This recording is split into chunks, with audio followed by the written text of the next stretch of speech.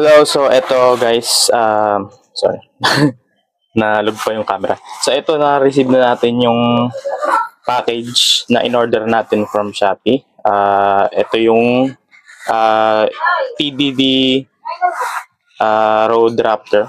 So i-check natin kung ano yung laman niya. Then order tayo ng isang three-way switch para sa auxiliary lights natin ay kakabit natin mamaya. Tas ipapa-install na din natin siya para makita natin kung gaano kalakas yung TDD Road Raptor na in-order natin.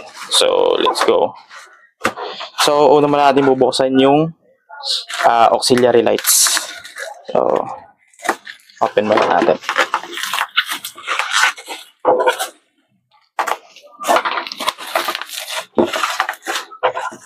Challenging yung ganda ng pagkakabalot ng package natin guys, kasi naka-bubble wrap talaga siya, and meron din siyang, ito bubungad sa inyo pagka order net, is sticker from TDD, so Road Raptor. Pwede natin siyang ikabit sa helmet or sa motor natin. Ito.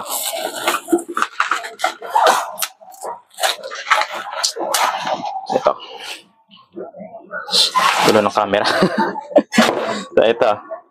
Yung pinaka interface ng packaging ng TDD Road Raptor.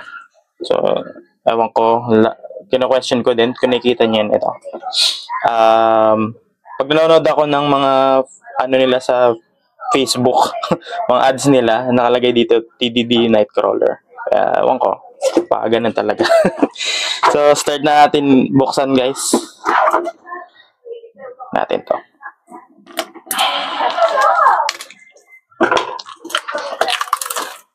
Tandaan mo na. Premium yung packaging niya guys, ha. So, makita nyo talaga na ano siya, kumaano siya. Hindi naman siya yung sobrang mamahalin. Well, siguro kung may budget kayo, tapos gusto nyo mag-invest ng premium lights talaga para sa mga motor nyo, well, ito yung recommended ko. Kasi based dun sa mga nakita kong reviews, tapos sa ads nga sa Facebook, is maganda siya. So, may kita natin siya actual mamaya pagka pina-install na natin siya. So, ito yung packaging niya. So, ito. Ewan ko kung may ano to, may QR code to. Makita yung kung pagka legit ng auxiliary lights na binili natin guys. So ito.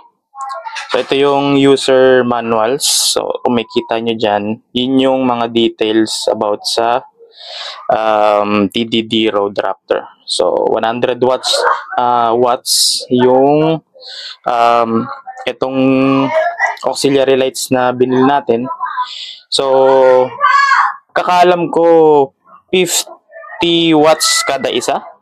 So equivalent siya ng 100 watts. So parang ganun. Correct nyo lang ako if mali ako.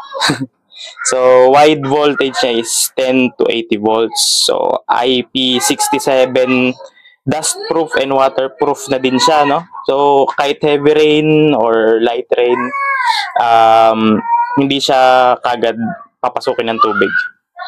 So 360 degrees personalized installation, brightness is comparable to Xenon Life. So ito guys, so kung magma-manual installation kayo, so nandito yung mga details sa likod ng user's manual. So ako kasi hindi pa ako marunong. So kaya magpapa-install tayo mamaya para makasigurado na may install na maayos yung product. So check na natin yung actual product. Ito yung mismong auxiliary lights na TDD Road Raptor. Ang bigat niya guys, oh. So pagka ano nyo to, pag sa video kasi parang may kita nyo dun na malaki talaga siya. So, sa expectation is totoo nga, malaki yung isang unit ng auxiliary lights na DDD road raptor. Makita nyo premium na premium yung product. So, may logo din siya, DDD. So, ito yung dalawang piraso niya. Ayan. Lights. So, makita natin mamaya kung gaano kalakas to, guys. So, balik natin siya. Okay. Balik natin. Lagay muna natin dito pala. So, ito yung mga bracket niya. And then, yung mga tools. Ito yung mga nuts and bolts na kailangan dedicated lang dito sa ano na to, sa auxiliary lights na DDD road raptor. Balik natin yan mamaya. At ito yung ko alam kung anong tawag dito.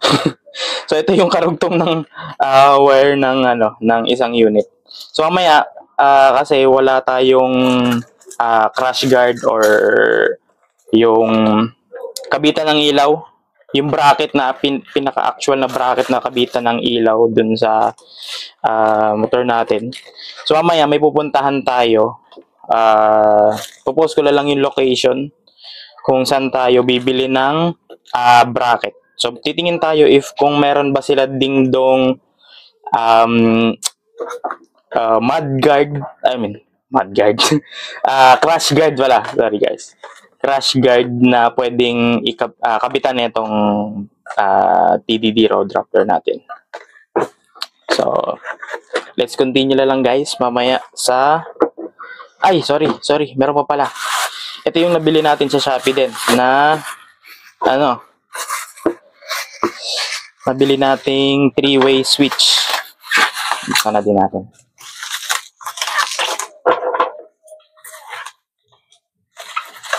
Mamaya, tandaan lang. Mamaya maputol natin yung wire. Gunting tayo ng gunting.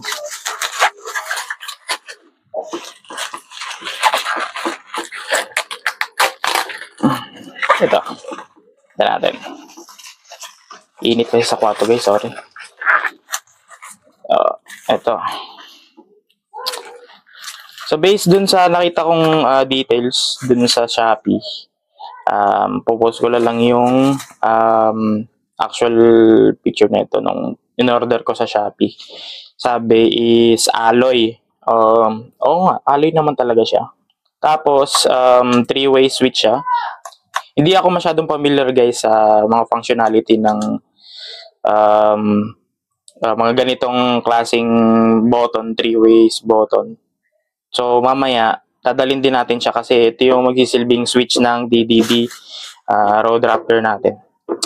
So sundan natin mamaya kung paano nila ini-install to, tapos ano yung magiging kalalabasan after installation.